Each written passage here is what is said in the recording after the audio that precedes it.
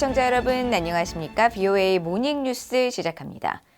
한국 정부가 북한의 정찰 위성 개발에 대응해 해당 분야에 적용되는 감시 대상 품목들을 지정해 국제사회에 주의를 당부했습니다. 또 대북 제재 회피에 관여한 개인과 기관을 독자 대북 제재 대상에 추가로 지정했습니다. 조상진 기자가 보도합니다. 한국 외교부가 대북 수출 통제 조치의 일환으로 국제사회 최초로 북한의 인공위성 개발에 대응하는 인공위성 분야 감시 대상 품목 목록을 작성했습니다. 구체적으로 인공위성 분야 감시 대상 품목으로 초전면 어셈블리 등 광학 탑재체 구성 품목과 별 추적기 등 자세 제어 장비, 태양 전지판과 위성 항법 장치 GPS 등 인공위성 체계 전반을 포괄하는 77개 품목입니다.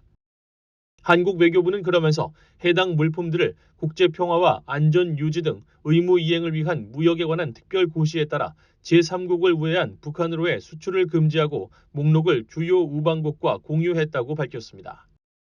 외교부 당국자는 이날 기자들과 만나 고사양 군사용 물자에는 수출 통제 제재가 잘 돼 있지만 북한은 그런 것을 구하기 어렵기 때문에 저사양 품목도 많이 쓰는 것으로 알려져 있다면서 저사양 품목 수출 시 북한이 최종 사용자가 되지 않도록 국제사회에 각별한 주의를 당부하는 차원이라고 설명했다고 연합뉴스 등 한국 언론들이 전했습니다.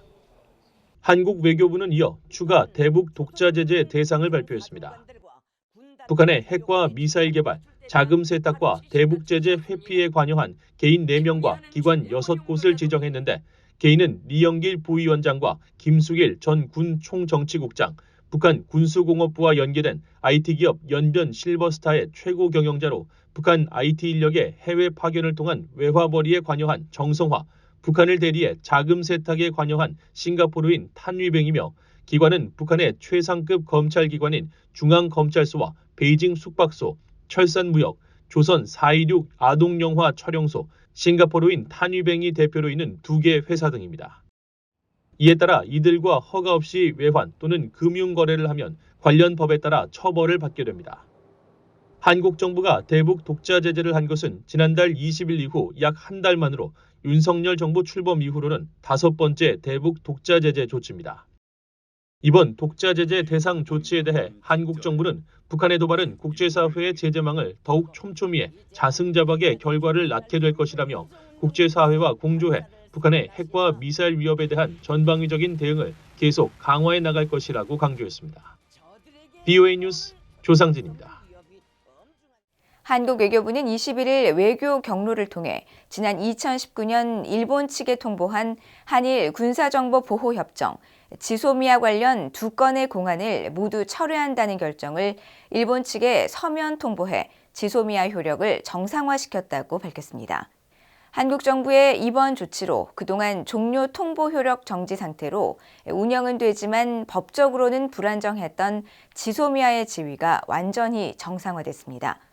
이번 조치는 지난 16일 개최된 한일 정상회담에서 윤석열 대통령이 지소미아 완전 정상화를 선언한 데 따른 것으로 외교부는 이번 조치를 통해 한일, 미한일 군사정보 협력 강화에 발판을 마련했다고 설명했습니다.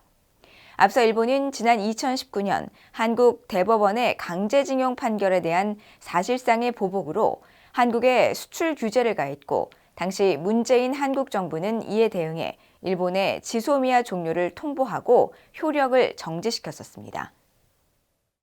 미국 하원의 군사위원장과 외교위원장이 최근 북한의 대륙간 탄도미사일 ICBM 발사에 대해 강력하게 규탄하면서 바이든 행정부의 적극적인 대응을 요구했습니다. 미사일 방어에 대한 지속적인 투자의 필요성, 그리고 영내 동맹들과의 협력을 강조했습니다. 조은정 기자가 보도합니다. 공화당의 마이크 로저스 하원 군사위원장은 20일 북한의 최근 ICBM 발사와 관련해 VOA에 보낸 성명에서 북한의 계속되는 위협을 강력히 비판했습니다.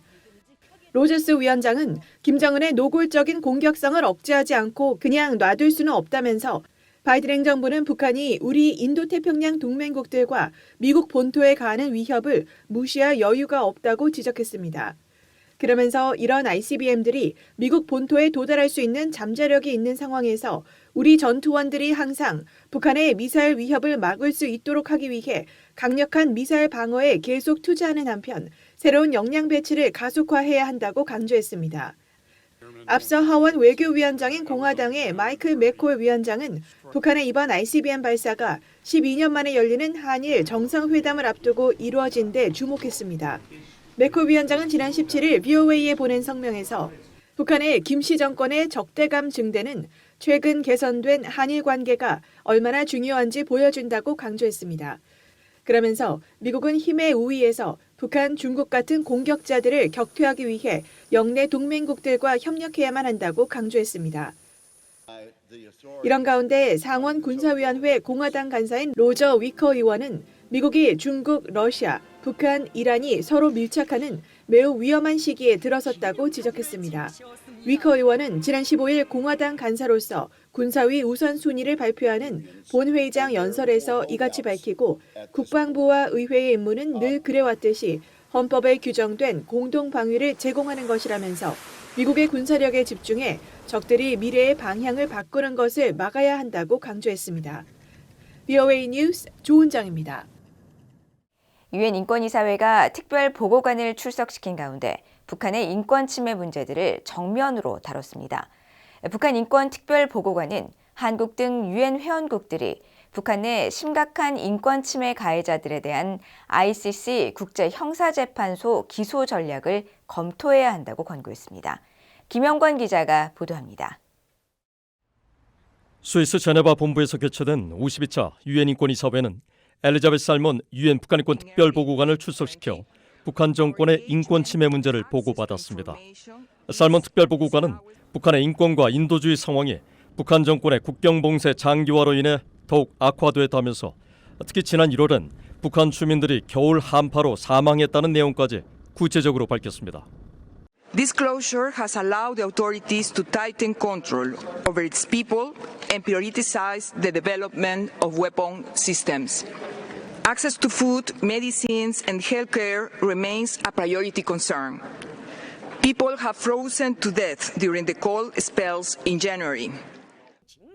살몬 특별보고관은 이어 이 같은 북한 인권 문제를 개선하기 위해 책임 규명과 관여 등 투트랙 접근을 유지하겠다고 밝혔습니다. 그러면서 특히 가해자들에게 책임을 묻기 위해 국제형사재판소 ICC 회부를 비롯해 한국 등 유엔 회원국들의 형사 기소 전략을 권고했습니다.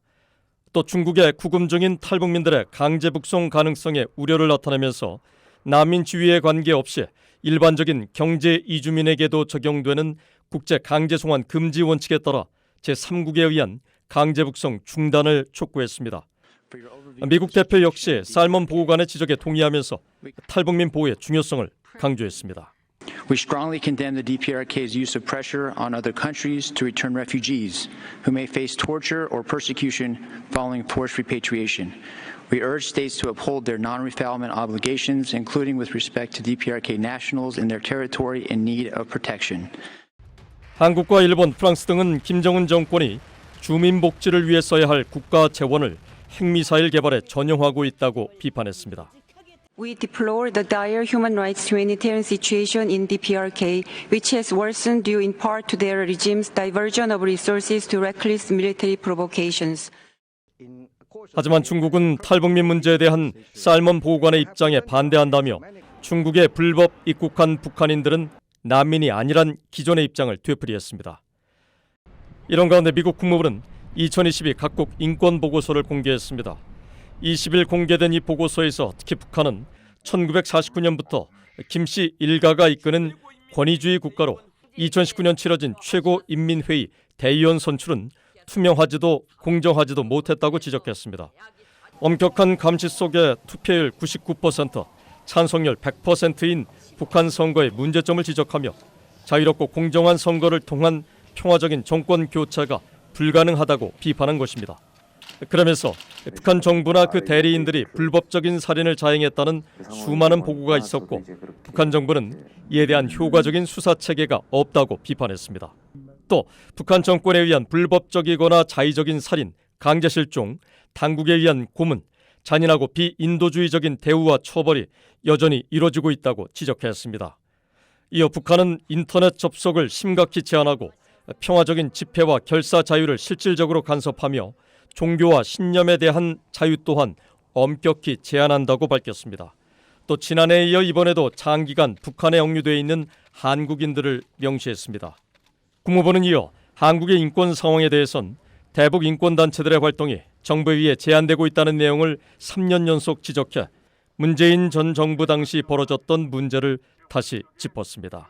귀의 뉴스 김영권입니다.